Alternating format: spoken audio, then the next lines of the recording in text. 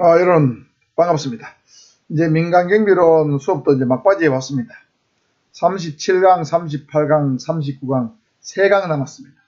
특히 이 3강은 내용이 비교적 좀 쉽습니다. 내용의 일부는 경비업법의 어떤 내용과 약간 중복되는 부분이 있습니다. 그렇지만 전반적으로 봤을 때 내용이 크게 어려운 것이 없고 여러분이 알고 있는 상식에서 조금 더 나갔다 이 정도만 생각하면 되니까 부담 없이 그냥 한번 편안하게 들으시면 될 것 같습니다. 어떤 부분이 약간 여러분이 이야기 어려운 부분도 있을 수 있는데 그 부분만 제가 집중적으로 한번 설명을 드려볼 테니까 편안한 마음으로 들어주시면 좋겠습니다. 이제 마무리도 얼마 남지 않았으니까 너무 스트레스 받지 말고 즐기면서 공부를 하시면 좋을 것 같습니다. 피하지 못하면 즐겨라 이런 말도 있죠. 자, 37강입니다. 민간경비산업의 과제와 전망입니다. 우리 교재로는 제5장이고 우리 제 강의로는 온라인 강의로는 37강입니다. 제5장 한번 보겠습니다. 우리나라 민간경비산업은 어떤 문제가 있느냐, 앞으로 전망은 어떨 것인가, 이거 알아보는 것은 앞으로 경비업에 종사할 사람들 위해서는 굉장히 의미 있는 일이죠. 경비원 또는 경비업자들에게는 굉장히 중요한 거기 때문에 한번 볼 필요가 있겠습니다.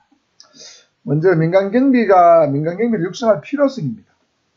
민간경비를 육성할 필요성은 과연 있을까? 당연히 있죠. 왜 OECD 국가에서 다 민간경비가 급속도로 발전해 왔고 또 지금도 발전하고 있고 앞으로도 발전할 겁니다. 제가 말씀드렸듯이 미국이나 일본 이런 데는 민간경비원의 숫자가 경찰관 숫자보다 훨씬 많습니다. 그리고 경찰과 민간경비는 적절한 협력관계를 잘 유지하고 있으면서 사회안전의 큰 축으로 아주 크게 기여를 하고 있습니다.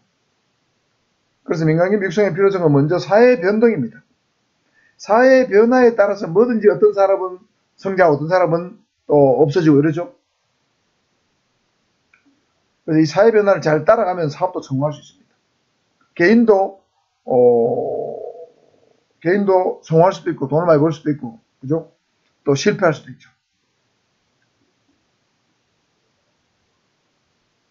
그래서 경비 수요가 증가하고 있다는 사실은 굉장히 민간경비 육성의 필요성의 첫 번째 요인으로 볼 수 있겠습니다. 경비원을 필요하거나 경비업체를 필요하는 분야가 굉장히 많이 늘고 있다는 거죠. 산업시설의 기계화, 도시화, 거대화, 또 거대 시설 집단 거주, 그래서 아파트 규모라든가 오피스텔 규모라든가 이런 것들도 굉장히 커지고 있죠. 부산이 전국에 50층 이상 아파트 중에서 서울보다 부산이 더 많답니다. 그러니까 50층 이상 아파트, 심지어는 지금 우리 부산에는 102층 아파트가 있죠. 102층, 88층, 80층인가? LCT라 해가지고 그런 80층, 88층, 102층으로 된 3개 동으로 된 아파트가 있죠. 그 다음에 그 인근에는 또 88층짜리 아파트가 또 있습니다. 2개 건설회사에서 지은 거죠. 예를 들면 부산에서는 부의 상징이다, 부자들이 산다 하는 것인데, 제가 보니까 진짜 부자들도 거기 사는 분들이 많지만 부자는 아닌데 부자 대열에 끼고 싶어서 무리해서 사는 사람도 좀 있어 보이더라고요. 제가 보니까. 제가 아는 분도 좀 내가 사는데 저 정도 내가 살 정도는 안 되는데 하는 분도 그때가 있는 분도 있어요. 그러니까 다 거기 사는 분이 다 부자는 아니더라고요. 그래서 어쨌든 산업시설이 커지고 주거지역이 커지면 당연히 경비 수요 안전 요구가 증가하기 때문에 당연히 민간경비 육성의 필요성이 있다고 봐야 되겠습니다. 그 다음에 경찰력의 어떤 한계 내지 부족함이죠. 과거에 경찰력은 상당 부분이 국가치안, 시국치안에 집중되어 있습니다. 국가치안, 시국치안은 주로 다중범죄 진압, 예를 들면 쉽게 말하면 데모 진압, 여기에 집중되어 있다는 거죠. 워낙 우리 사회가 민주화 과정을 겪으면서 데모가 얼마나 많았습니까? 지금도 많죠. 저도 경찰을 하면서 데모를 많이 맞고 화염병도 맞고 돌도 많이 맞아봤습니다만은 어쨌든 그런데 집중되어 있고 순수한 민생 치안 범죄 업무에 경찰력을 많이 할애를 못한 건 사실이죠. 거기다가 순수한 범죄가 아닌 비범죄 신고 출동, 코드 4에 해당되는 비범죄 신고 출동이 너무 많아서 본연의 순수 어떤 범죄 친구 출동, 민생 치안은 굉장히 상대적으로 소홀할 수밖에 없었다. 이런 것들은 이제 경찰력의 한계라고 볼 수 있죠. 그리고 경찰이 원래의 순수 치안을 잘 못하니까 당연히 민간 경비는 그 공백을 메꿔줄 필요가 있다고 보여지는 거죠. 그 다음에 첨단 기술의 발달, 이건 특히 이제 기계 경비의 발달과 관계 있는 거죠. 기술의 발전은 기계 경비의 발달을 갖고 오는 거죠. 그렇죠?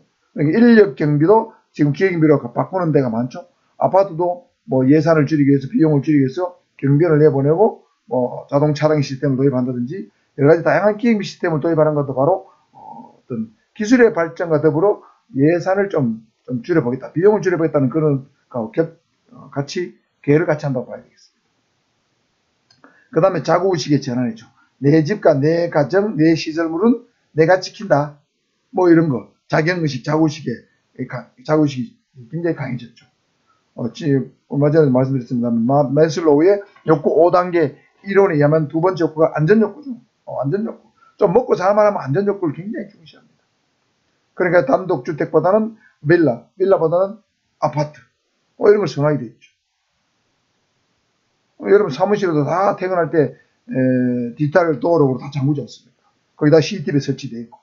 그러니까 이게 요즘은 그런 어떤 그러니까 조직적인 절도 이런 것들이 일어나기 어렵습니다. 거리에도 CCTV가 천지죠. 그러니까 이게 연쇄 살인, 연쇄 강도, 연쇄 절도 이런 범죄들이 일어나기 굉장히 어려워요.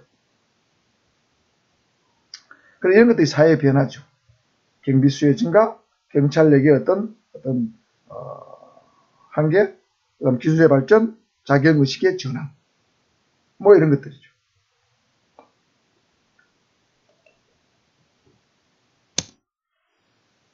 다음에 민간경비의 문제점과 개선 방안입니다. 여러 가지 문제점이 있습니다. 우선 살펴보면 경비업의 허가 기준을 살펴보면 여러분 현재 경비업법에는 경비업을 하고자 하는 법인을 세워나면 이 법인은 법인의 주사무소 소재지를 관할하는 시도경찰청장의 허가를 받아야 됩니다. 허가를 받으면 경비업체를 운영할 수 있습니다. 쉽게 말해 경비업체 사장이 될 수 있는 거죠. 그러니까 법인의 허가는 엄격히 합니다. 엄격히 허가 받는데 허가를 받고자 하는 사람, 소위 말해서 법인의 대표와 법인의 임원에 대한 규제가 좀 느슨합니다.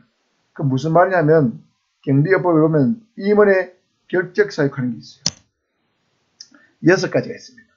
이건 여러분 교재에 없습니다만은 경비업법의 내용이 좀 한번 살펴보겠습니다. 임원의 결격사유가 6가지. 피성년 후견은 안 된다. 파산 선고받고 복권되지 않은 자 안 된다. 금고 이상 형을 선고받고 형이 실효되지 않은 자는 안 된다. 경비업법을 위반하거나 대통령 등의 경우에 관한 법률을 위반하고 벌금형을 선고받고 3년이 안 지난 자는 안 되는데 이거는 특수경비업체의 임원만 해당되고 기타 신호, 신기 4가지 경비업체 임원은 이거 적용받지 않는다. 그러면 1, 2, 3, 4 중에 4번을 빼고 나면 일반 경비업체는 1, 2, 3밖에 없죠.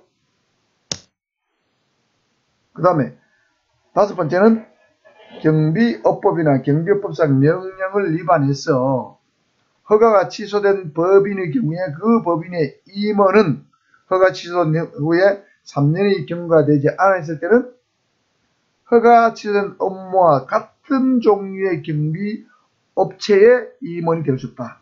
이런 뜻입니다. 쉽게 말하면 어떤 내가 A 법인의 임원이었는데 뭘 잘못해가지고 허가 취소됐어요.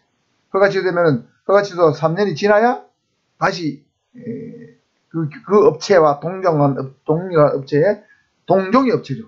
임원이 될 수 있다는 뜻입니다. 예를 들면 시설경비 허가를 받은 업체가 어떤 잘못을 저질러가지고 허가 취소됐다. 그러면 같은 시설경비업의 임원이 되려면 허가 취소 후에 3년이 지나야만 할 수 있다는 거죠. 그럼 시설경비업 허가를 받았는데 거기 임원이었다가 허가 취소됐는데 그러면 신변보호업체의 임원이 되는 데는 문제가 없어요. 동종이 아니잖아요. 시설경비는 시설경비업체, 신변보호는 신변보호업체만 해당되니까. 이 종의 경비업체는 임원이 될 수 있다는 거죠. 그 다음에 허가 취소될 때 이 사유가 1월까지가 있는데 여기 6번인 건 두 가지입니다. 왜 벗이라고 제가 적어놨는데 요 두 가지 사유로 허가가 취소된 법인의 임원의 경우에는 허가 취소 후에 5년이 지나야 다시 임원이 될 수 있다. 근데 요 두 가지 사유고 요 5번은 외벗을 제한 5가지 사유로 경비업법을 위반한 경우입니다. 여기는 두 가지 사유인데 두 가지 사유는 뭐냐면 예를 들면 허가받은 경비 업무 외가 그겁니다. 허가받은 경비 업무 외에 업무를 한 경우, 예를 들면 시설 경비업 허가를 받아놓고 신변보호를 했다. 그러면 허가 취소됩니다. 요걸 말하는 거예요. 두 번째 벗은 뭐냐면 경비업자가 경비원으로 하여금 경비 업무의 범위를 벗어난 행위를 하게 한답니다. 예를 들면 경비업자가 자기 밑에 경비원한테 어떤 폭력 행위를 사주했다. 불법 행위를 사주했다. 그러면 경비업무의 범위를 벗어난 거죠. 그런 시키면 안 되는 거예요. 그런 경우에도 허가 취소 사유가 됩니다. 그럴 때는 5년 정도 지나야 된다는 뜻입니다. 그러니까 6가지 사유가 있는데 요 4번은 특수경비업체에 해당되고 나머지 1, 2, 3, 5, 6은 모든 경비업체에 해당이 되는데 요거는 동종경비업체만 해당이 되죠. 그러니까 6가지 사유만 없으면 법인 임원이 될 수 있어요. 그런데 경비지도사와 일반 경비원의 결격사유는 훨씬 더 엄격합니다. 8가지나 돼요. 8가지 됩니다. 뭐 이렇게 다양하게 복잡해요. 여기까지 다 알 필요는 없지만은 예를 들면 뭐 성범죄를 저질렀다. 이러면 벌금형을 선고받아도 10년 안 되면 안 돼요. 그런데 경비업자는 근고의 형을 선고받고 쉬어야 근고의 형을 선고 안 받으면 되는 거죠. 벌금형 받은 사람은 임원이 될 수 있다는 뜻입니다. 그러니까 뭐 성범죄를 저질러도 벌금을 예를 들면 뭐 500만 원 받았다. 그래도 임원이 될 수 있다는 뜻이에요. 그러니까 경비지도사나 경비원보다 임원이 되기가 훨씬 더 수월하다. 그래서 사람에 대한 규제가 느슨한 편이다. 이런 뜻입니다. 강절도를 저질러서 벌금형을 선고받고 5년이 안 지난 자는 경비지도사 일반 경비이 될 수 없는데 법인 임원이 될 수 있어요. 왜? 벌금형은 해당이 없잖아요. 그렇죠? 이런 것만 봐도 제가 볼 때는 경비업체 임원이 되는 것이 수월하기 때문에 임원은 막말해가지고 뭐 소나기나 당할 수 있다. 뭐 이런 뜻입니다. 그래서 사람에 대한 규제가 느슨한데 사람에 대한 규제를 좀 강화할 필요가 있다고 보여집니다. 그 다음에 경비업 허가를 받고자 하는 자, 업체 사장이겠죠? 경비업무 관련 경력이나 해당 분야의 학력을 좀 제한할 필요가 없다. 아무것도 모르면서 경비업이다. 아무것도 모르는 사람이 경비업을 하려고 허가를 집어넣는다. 이런 뜻입니다. 대표가 된다는 뜻이죠. 다음은 원서 좀 설명했고요.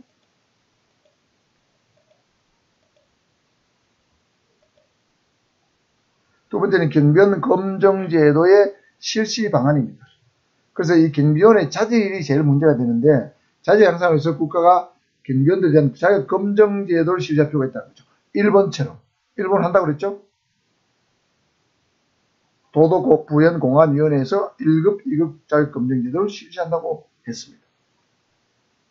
그래서 우리나라도 경비 업무에 관련된 여러 가지 뭐 근무 태도, 기본 법률적 지식, 기술 뭐 이런 것들에 대한 걸 시험을 치고 그 시험치 합격한 사람들만 경비원으로 배치하는 것이 필요하다. 지금은 24시간 신임 교육만 바꾸고 내보냈는데 그걸로는 부족하다는 거죠.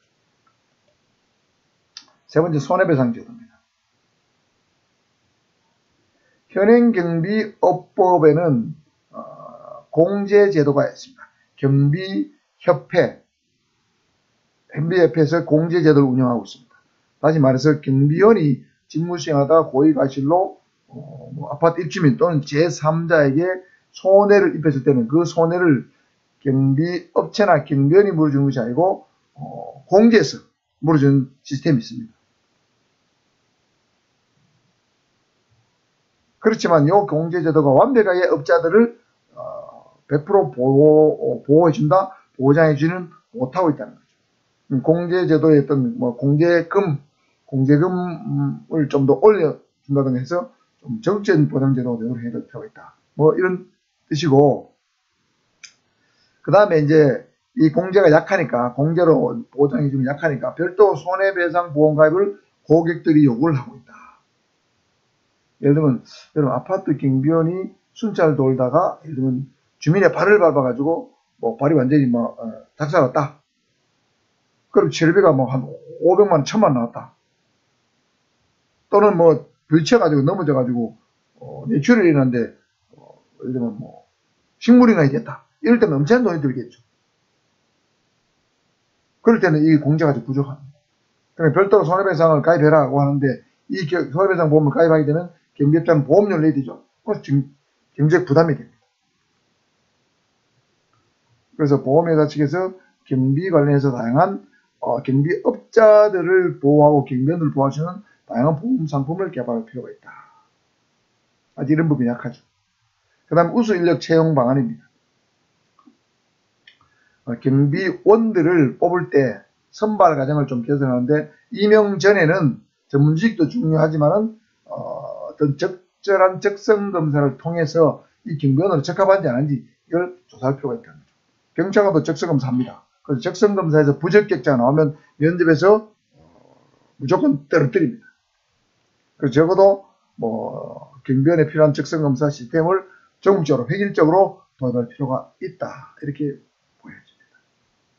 예를 들면 성격이 공격적이고 융화할 줄 모르는 사람 경비하면 안 됩니다. 주민들하고 항상 트러블이 발생합니다. 그 다음에 적정한 보수 규정입니다. 경비원 개인의 경비 능력, 경력, 교육 수준, 기술, 책임감, 자격증 의무에 따라서 보수 규정도 획일적으로 두께지 않고 이런 거 인사하면 조금 더 주는 시스템으로 바꿀 필요가 있고, 경비업자들 간의 정보 교환을 통해서 경비원들 중에 말썽을 일으킨 사람은 다른 경비업체에 취업할 수 없도록 상호간의 신상 정보를 교환하는 것도 필요하다. 그 다음 여성 경비원의 고용을 확대할 필요도 있겠죠. 그 다음에 경비 전문학교를 설립할 필요가 있다는 거죠. 이 경비 전문학교가 사실은 우리가 아직 없죠. 경비협회 또는 경비지도사협회 이런 데서 경비 교육을 하고 있는데, 이 경비에 대한 어떤 전문적인 어떤 교육을 할 수 있는 학문적 바탕이 굉장히 취약합니다.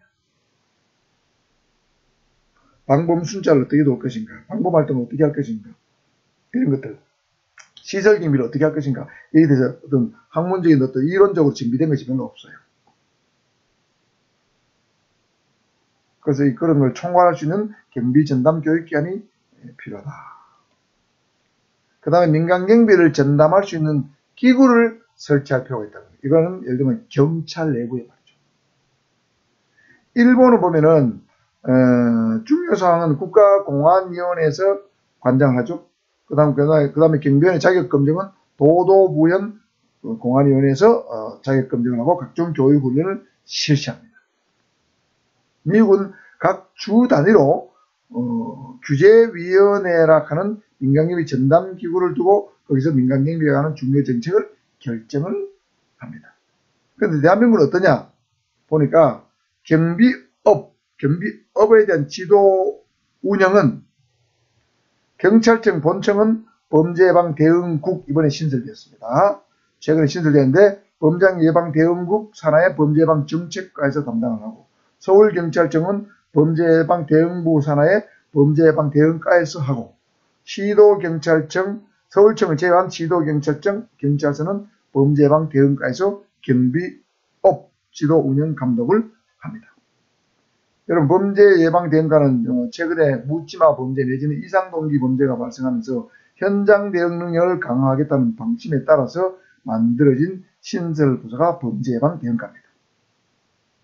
그 다음에 청원경찰의 운영지도 및 중요시설, 국가중요시설이라는 어떤 방호 및 지도는 경찰청은 경비국에서 하고, 서울경찰청은 경비국 테러대응과에서 하고, 서울청을 제외한 시도경찰청은 경찰서는 경비과에서 합니다. 그럼 여러분 흔히 만날 수 있는 청원경찰 지도감독부서가 어디냐? 서울은 테러대응과, 나머지 기타 시도경찰청, 경찰서는 경비과다. 이래 보시면 됩니다. 그러니까 경비과에서 청경지도감독이 나옵니다. 경비과 직원들이. 그 다음에 민간경비는 경찰서나 시도경찰청의 범죄예방대응과에서 경비업 지도 운영을 합니다. 그래서 민간경비 무슨 뭐 시설경비를 하겠다고 신고를 한다든가 호송경비나 신변보호경비를 하겠다고 신고를 하면 대부분 경찰서에 범죄예방대응과에 신고서를 제출하면 됩니다. 아시겠죠? 그래서 이 경찰은 이렇게 되어 있는데 이 내부적으로 들어가 보면 범죄예방대응과 또는 경비과 안에 직원 한 명이 민간경비 업무 또는 청원경찰 업무를 담당하고 있어요. 이래가지고 안 된다는 거죠. 그래서 경찰청 본청 같으면 적어도 민간경비 전담 무슨 과가 있어야 된다는 거예요. 민간경비만 전담할 과가 있어야 되는 거죠. 예를 들면 범죄예방대응과, 범죄예방정책과 이런 데는 범죄예방 관련 다양한 업무를 해요. 이게 경비업, 민간경비업 하는 게 아니에요. 경찰청은 적어도 독립된 과가 필요하고 시도경찰청이나 경찰서는 독립된 계 정도가 필요하다는 거죠. 뭐 민간경비과, 민간경비계 이런 게 필요하다는 거죠. 그러면 볼까요? 경찰청과 소속기관 직제 및 동시행 규칙에 보면 이걸 뭐냐면 경찰청 직제인데 경찰청이 조직이 어떻게 구성되어 있는가 경찰청 조직에 관한 규정입니다. 대통령령이죠. 그러면 경찰청 10조에 3에 보면 범죄예방대응국이 있는데 범죄예방대응국은 범죄예방에 관한 기획조정 연구, 범죄예방 진단, 범죄예방 순찰 기획 운영, 경비에 관한 연구지도 이런 더 많이 있습니다. 10명까지 되는데 제가 3가지만 적어놓은 거예요. 그러니까 이게 범죄예방대응국은 많은 10명까지 업무 중에서 민간경비업 연구지도는 한 분야에 불과하다는 거죠. 그 다음에 경찰청 경비국에는 경비국장 밑에 청원경찰 운영 및 지도하는 칸이 들어있습니다. 그러니까 경찰청은 경비국에서 한다고 했잖아요. 그죠? 그러니까 경비국 안에 많은 업무 중에 한 개가 청원경찰 업무입니다. 그 다음에 기타 서울경찰청 본청과 서울경찰청을 제외한 시도경찰청은 경비과에서는 청원경찰, 범죄예방대응과에서는 민간경비 업무를 담당하고 있는데 범죄예방대응과 또는 경비과 안에서 아주 한 사람이 민간경비 업무 또는 청원경찰 업무를 담당하고 있다. 이래 보시면 되겠습니다.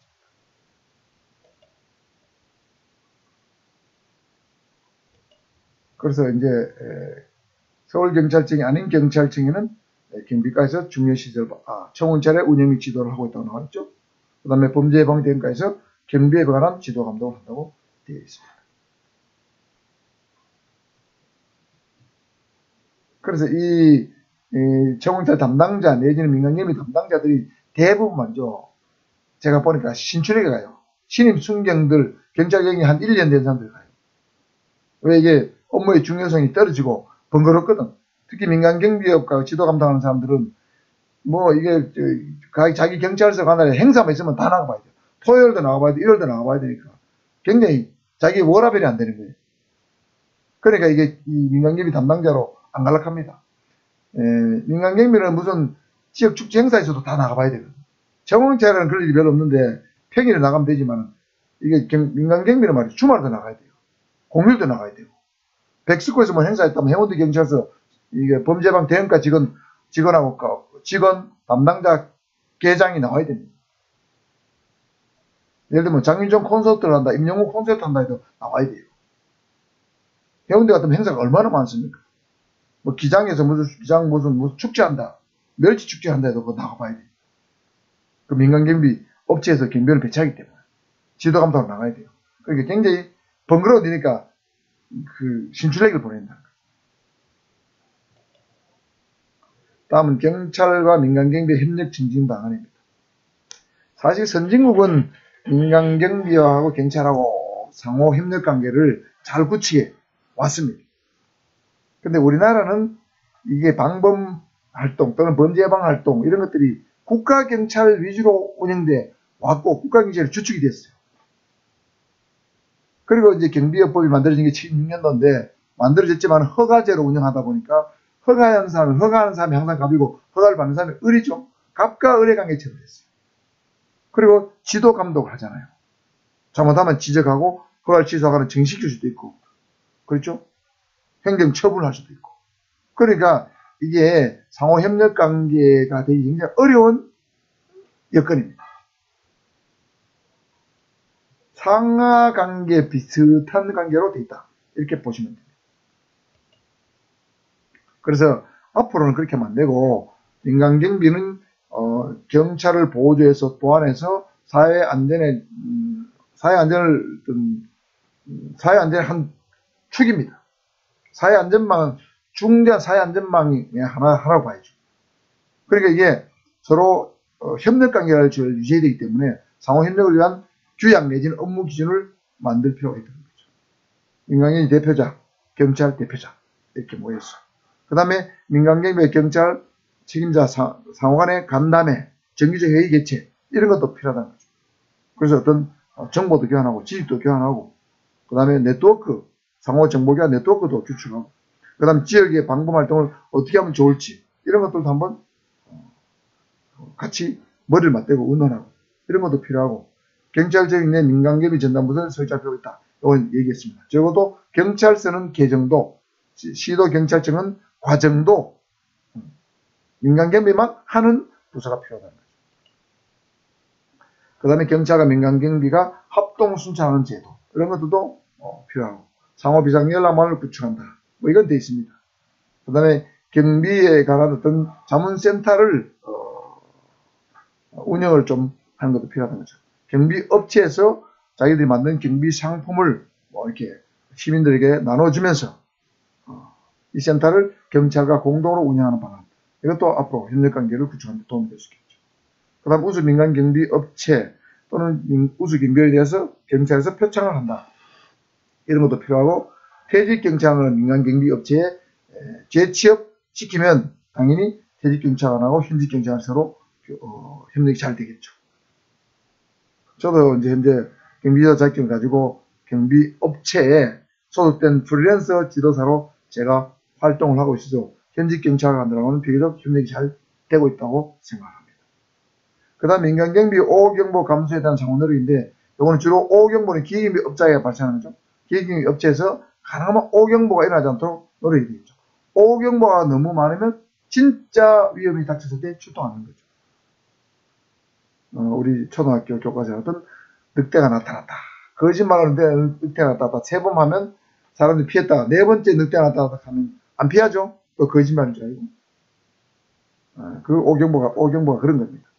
가능하면 오경보가 안 나타나야 되고 오경보가 없이 진짜 위험할 때만 경보가 작동하도록 그렇게 할 필요가 있다는 뜻이 되겠습니다. 이렇게 해서 37강 한번 살펴봤습니다. 민간경비 산업의 과제와 전망이죠. 과제와 전망을 살폈습니다. 특히 어떤 문제점을 알면 개선 방안이 나오죠. 문제를 중심으로 여러분 한번 정리해보면 별로 어려움이 없다 생각이 됩니다. 자, 오늘 이걸 마치고 38강에서 또